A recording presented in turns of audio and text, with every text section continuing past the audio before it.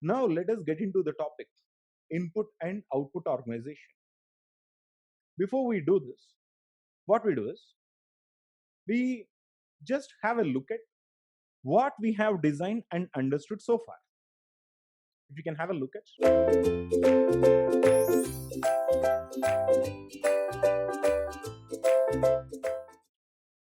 we have designed a CPU, right?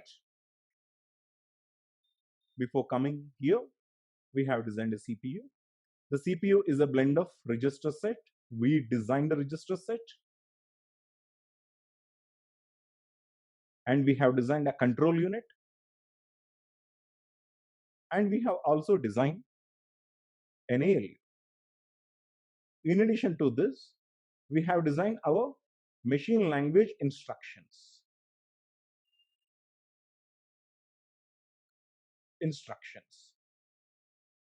In addition to this, we have designed addressing modes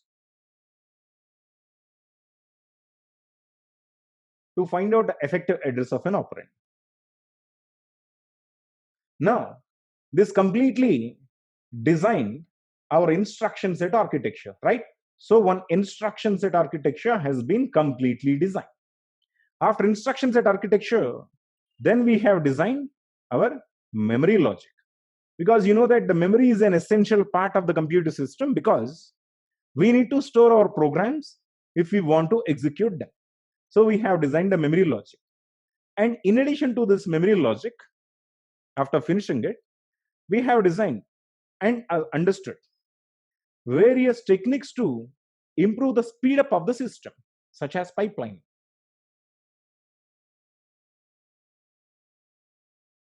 Okay. So now, having discussed about all these things, now we're in a right position to see the computer system from the perspective of the user. Now, we need to make our computer system which has been designed at the availability of the user. So user will have to use the system. Let us see that how the user is going to use the system. If the user has to use our system, he need to use peripheral devices, rather IO devices, right? User will have to use IO devices. Okay. Through IO devices, user will be able to communicate with the system. Let us see how does it happen. Let us say that there is a keyboard.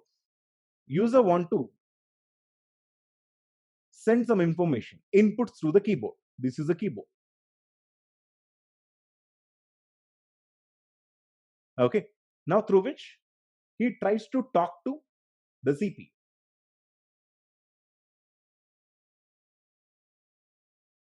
Tries to talk to the CPU. Now the thing is that you need to understand very clearly is there is no way these peripheral devices can directly communicate with the CPU. This is where we'll start our IO organization, because there is a complete mismatch between CPU and IO devices. Okay, these two are completely different. In what way these are different? Okay, so let us start our IO organization. Okay, by discussing the differences in between peripheral devices and the CPU. These two devices are different in many manners. The first one is data formats.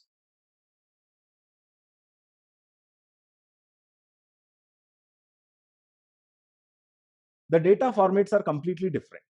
That is, all the peripheral devices uses ASCII format,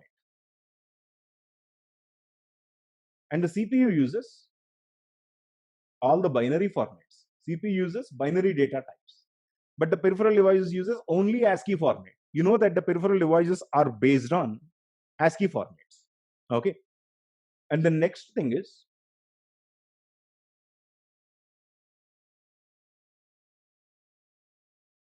signals.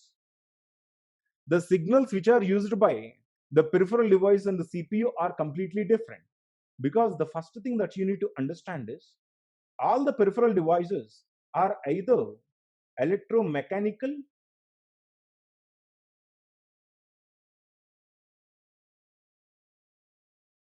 or electromagnetic devices. But CPU is an electronic device.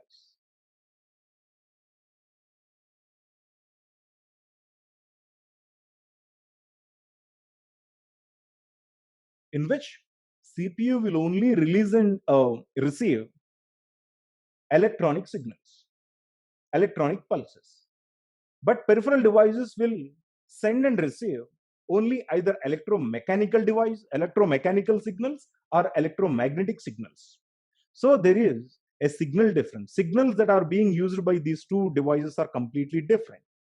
And the third one is synchronization, let us say. And the third one is synchronization.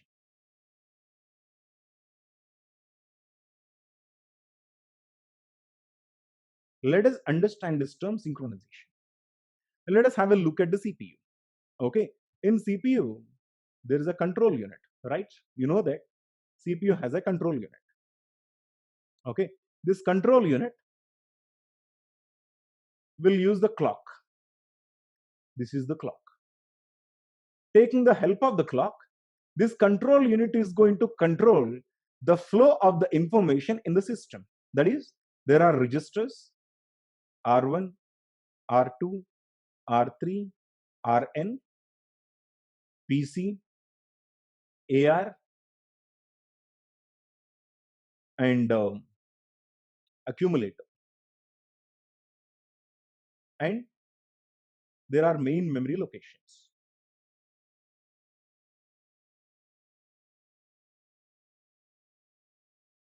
Now, if you can have a look at all these registers and the main memory locations are said to be synchronized with the control unit. All will be controlled by same master clock. That is, if there has to be a transfer in between register 1 to register 2, the control unit will initiate a transfer. The only the thing these register 1 and register 2 are needed to do is just to listen to the control unit.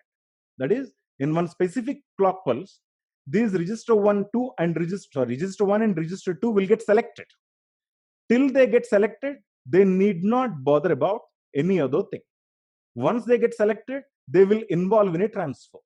And in that specific clock pulse, none of the other registers are selected. So the data transfer will not be made among those registers at all.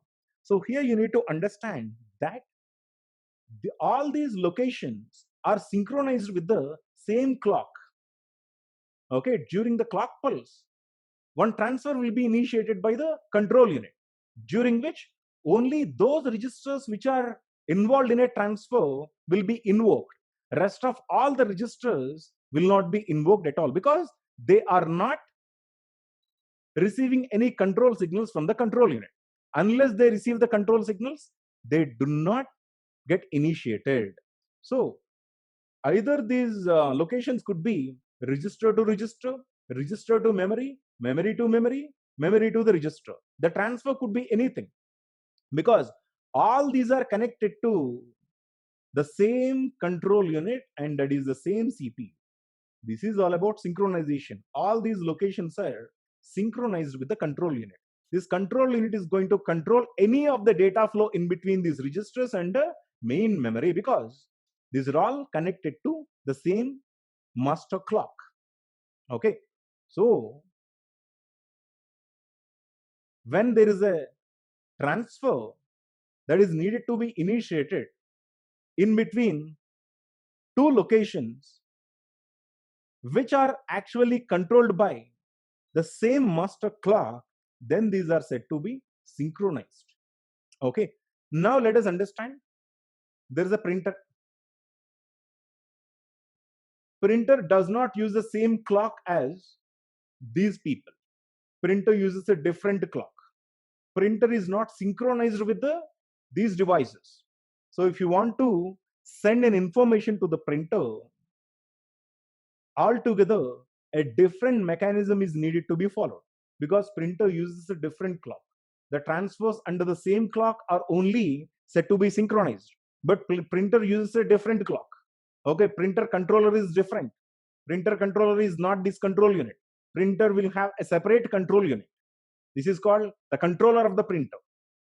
So if you want to send or receive an information from a device which is not connected to the current clock, then this transfer is said to be asynchronous. So here, the thing is, when it comes to synchronization,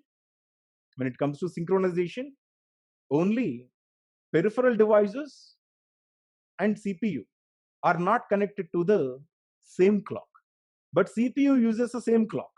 Any transfer within the CPU is said to be synchronous. But any transfer in between CPU and peripheral devices are said to be asynchronous.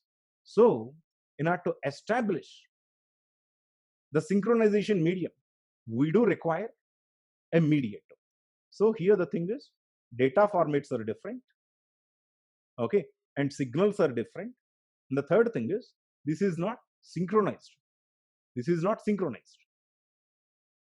That is, peripheral devices are not in sync with the CPU. So again, now the thing is, data formats are different. Second thing is, signals are different, and these are not synchronized. So that is the reason why when a peripheral device tries to communicate with the CPU, I do require a mediator. This is the PD, peripheral device. This is the CPU. I do require a mediator. This mediator will convert one data format to the other data format. This mediator will convert one signal type to another signal type. This mediator will make the signals from the peripheral devices synced with the CPU. So in order to establish a communication link in between, a communication medium in between peripheral devices and the CPU, I do require a mediator who can do this, all these jobs. First thing is, data formats are needed to be converted, signals are needed to be converted, and the peripheral device needed to be synchronized with the CPU. For all these reasons, I do require a mediator. Okay, this mediator is called interface. Okay, now let us design an interface.